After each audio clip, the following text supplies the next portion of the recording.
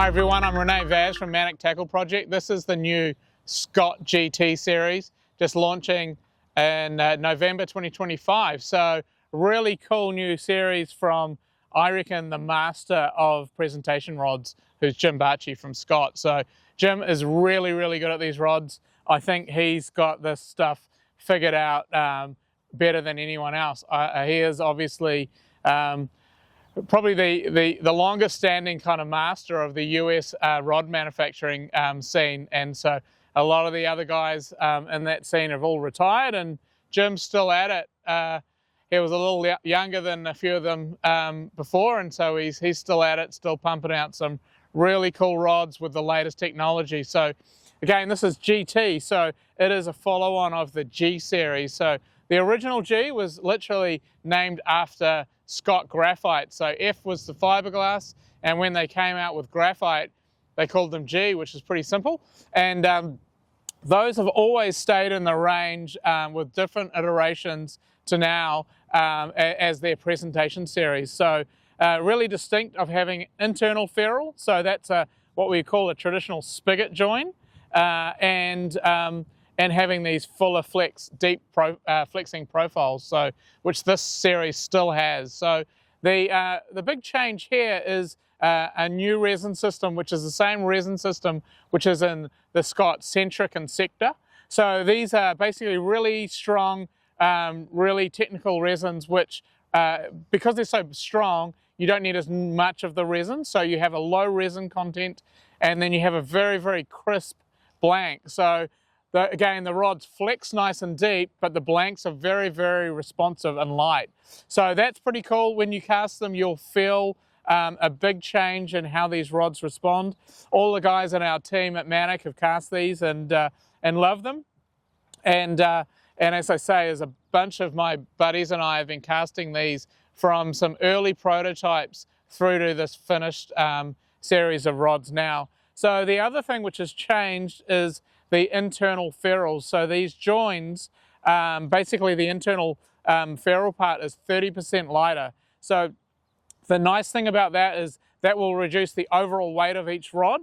The other thing that changes is the mass of these ferrules isn't driving the flex of the rod. And what's happening is the rods are actually just a lot more responsive to the direction and the mass of the fly line causing the flex. So a really different casting performance. So again, really easy to cast, but a different feel. So I think on the water, this is performing incredibly well. What we've noticed is a lot of guys who are have been traditionally using faster action rods like a Scott Centric or something like that, and then they're picking up these rods is they're able to time this incredibly well. So I would say this is a very castable rod where some previous presentation rods are a little harder to time, so which is cool. So again, if you've got a fast rod like a Scott Centric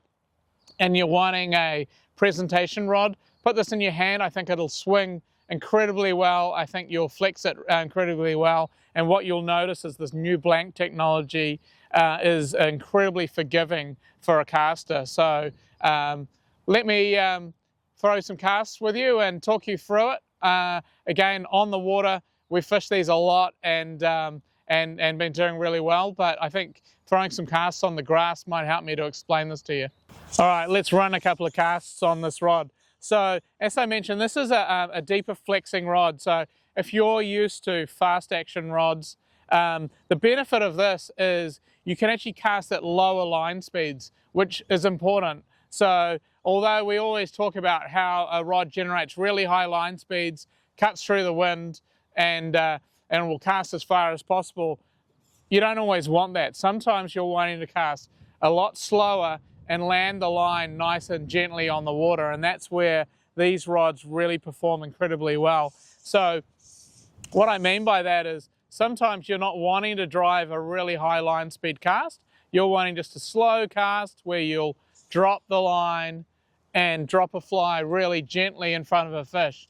If I had just a rod which is performing at high speeds, then I'm firing it in, hits the water and splashes, and that's really where a rod like this is super useful, because you can gently drop a dry fly or nymph softly in shallow water, or if you've got a fish sitting really high in the towards the surface of the water and you want to put a fly right on his nose, then you've got the gentle kind of presentation of a fuller flexing, slower line speed cast. So main thing I'm finding is I can feel this blank loading all the way through into the butt section, which is nice. Still very stable, even as I lengthen the cast. That tip's staying nice and high. It doesn't bounce, which is really key. So again, if you a lot of softer rods, what you'll tend to get is a little bit of bounce in that rod tip as it loses stability. So what we're finding on this technology is that keeps the rod really stable, although it's bending all the way into the butt section of the rod. So it bends all the way in. The key is that tip staying stable throughout the flex. And so as the rod recovers, it's coming all the way through the tip, keeping that loop nice and smooth and preventing tails.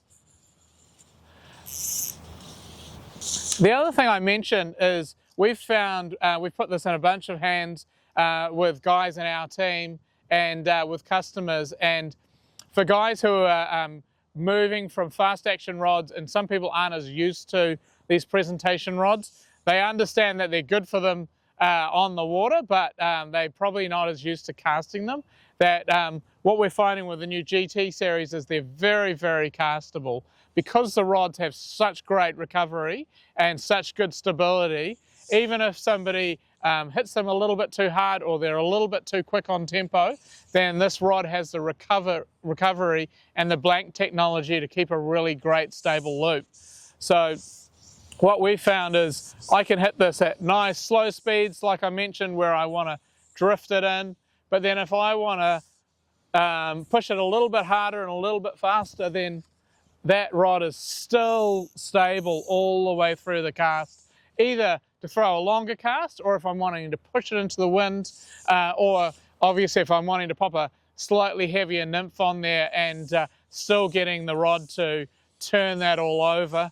I think for us in New Zealand, where that's really useful is throwing long leaders.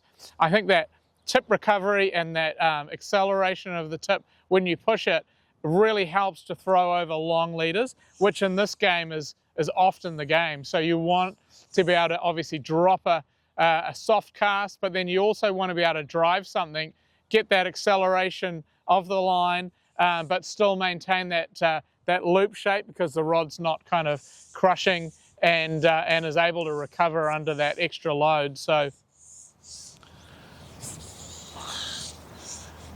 yeah, that's a wicked rod to cast. All right, so get into your local dealer and check out the new Scott GT series. There is a really cool set of models in there. There's a little 7-foot 4-inch number 3. I think that's a great twig water, tiny stream rod. It flexes super well. Amazingly light little rod. The two really cool rods this year are the 8-foot 4-inch 5-piece rods. So there's a 3 and a 4 in that. So they pack away really small, so easy to carry into a little stream, but really nice flexing rods. We fish the 8-foot 4 number 4 quite a bit, and it's an incredible performer. And then the main length is 8-foot 10-inch. So in G series there used to be 8-foot 8 and 9-footers. Now in the new GT is they are all 8-foot 10. This seems like the perfect length. So the 3, weight and 4 are obviously really great little dry fly rods, incredibly cool tools. And then I think the 5 and 6 for us here in New Zealand, those become just fantastic backcountry rods. Chris Dorr has got the 8-foot 10 number 5. He reckons it's going to do everything for him in Southland, from dropping little dry flies on the Matara to some of the big freestone rivers and targeting fish. So you know, these are really unique, neat rods. And then the last 2 models in the series are 9-foot 8-inch. There's a 4 and a 5. I think the 4 is a great long dry fly rod is a very specialist tool. I think really great for stalking lake edges if you're wanting some length where you've got, you're needing those high back casts. I think that's a really good tool. And then the 9'8" number 5 is going to be a really great tool for double nymph rigs and bigger river work. So really cool series. So check them out in store. Give them a cast. They are really, really unique, and play around with your speed. So cast them really slow and short and see how well they perform, and then just push them and see what they're going to do, because I think on the water these rods are going to catch you more fish, and super, super enjoyable to get out on the water. All right, we're back in the office, and to be honest, I forgot that I didn't tell you about the Ferrules, which I'd promised to do. But I think it's kind of going to be cooler if we show you in here, in the office, because I can show you a few other things and try and explain it really properly. So Scott GT series, really cool rods, as we mentioned. They all come in these aluminium tubes made by REC. So same tubes as what you'd get if you're buying a Sector or a Centric. So really nice tubes, are really great. Scott liner bag, and what I wanted to talk to you about is this ferrule. So these are a ferrule is a join basically in a fly rod, and normally what you have is what's called a fit over ferrule. So I've got here a Scott Centric. This is a standard fit over ferrule. So this is the butt, this is the butt mid, and the butt mid would slide over the butt, and so it's obviously thicker here than it is here, just in a portion, just so it can slide over. So that's how that works, and I can explain a little bit back and forward. And then this is what we call the Scott internal ferrule, or a spigot join. So these are a little bit different in the sense that the two sections are made, but the sections are made almost to be identical, or a perfect taper between from one end to the other. So all the way from the tip through to the butt should be a perfect taper all the way through this rod. The only difference is they are joined together by these internal pieces of carbon. So they are still a little carbon tube, and they slot between the two sections. But the difference on these is this internal tube will flex, and it basically makes the rod feel like a one piece. So really important when it comes to a model like this 8'4" 4 weight, is if it feels like a, which has actually got 5 pieces, if it feels like a one piece because of these spigots, it's pretty cool. So so that's our spigot join. Where it's really important to have a spigot style join on a mid-flex rod is because the rod is essentially quite parallel in taper, so it's not a steep taper, going from really thick to really thin. Sorry, thin to thick. It's actually a really parallel taper to create that really nice deep bend. Because of that, the internal ferrules are really important. So to explain that with a fast action rod, which is a lot thicker at the bottom than it is at the tip. When you've got a fit over ferrule, this part is thicker than the section below it. That doesn't matter so much when you've got a really steep taper, but it matters a lot if we tried to do it on a slow action rod, because basically with a slow action rod the rod would be getting thinner over time, not thicker, because the taper isn't compensating for the ferrule. So back on a fit over is great on fast action, very fast and easy to build. And once they're designed, they're easier to build and not as much work, but they're nice and light. So that's great. On these spigot joins, this is where the Scott mastery comes in, and Jim Barchi and his team at Scott, they are really the masters at building a ferrule like this.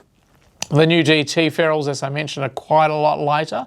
So they have designed, essentially, if you think about it, all these rods are all very complicated designs with multi-pieces.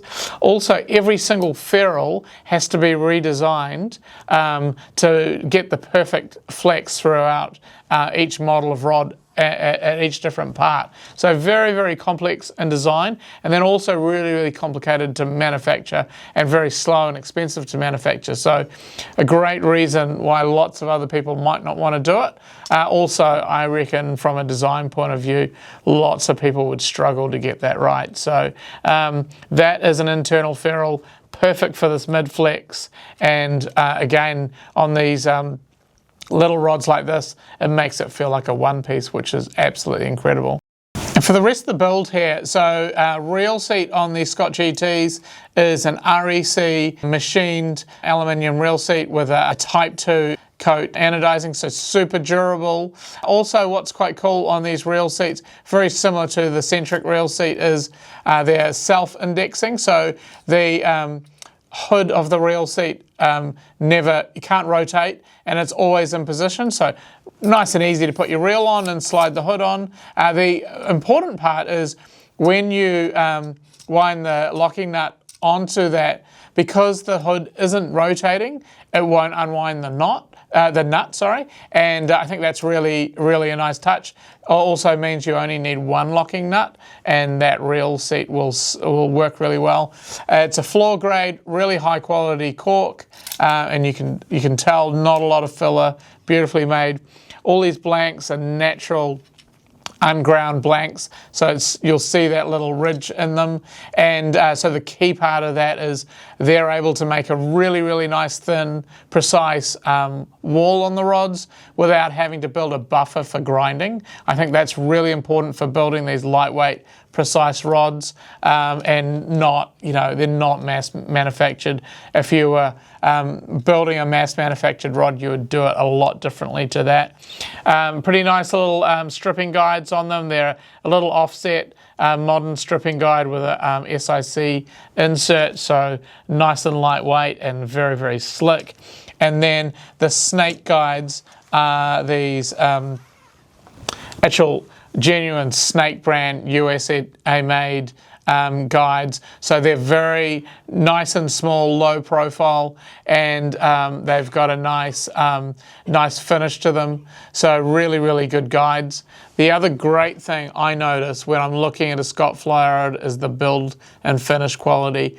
Very, very smooth resin on them, really short, tight bindings. I think the finish on this is amazing. That again reduces weight and gives you something that you take home and are really proud of. So I think when you look at something like a reel seat and all that components, there's a lot of companies now making rods at similar price points to this, but they're putting cheaper Asian-made components on them. Hey, look, they still work and they're still nice, but the difference is when you're buying something really boutique and handmade in Colorado, it's really cool to know that you've got all the little details in there are not cheaped out, and this rod is definitely worth the price. So check them out in stores. Lots of detail and really fun to cast. That's the Scott GTs. And then the last question that we keep getting asked is, what fly lines do we put on these rods? So the Scott GT rods, we're finding that these Airflo Tactical Series, I reckon this has always been the best presentation taper on the market. So either in the Ridge 2.0 or the smooth Superflow finish, these lines are incredibly nice presentation lines. I think they're not overweighted, and they're really, really nice, delicate lines, which can still handle being pushed if you need them, but that seems to be working the best. But check them out, give the rods a cast, have a play, and get into this new Scott GT series.